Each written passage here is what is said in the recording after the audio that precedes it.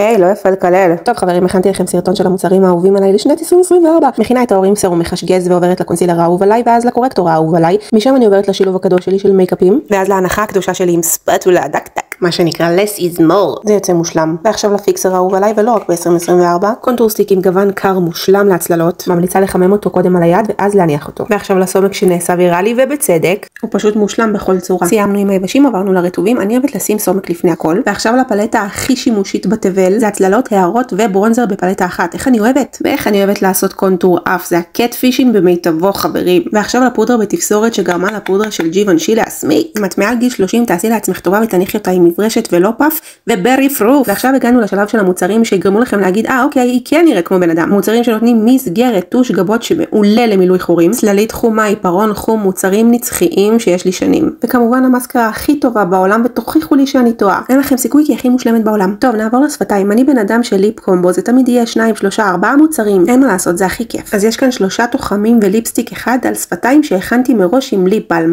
תראו את הטכניקה של האומברה.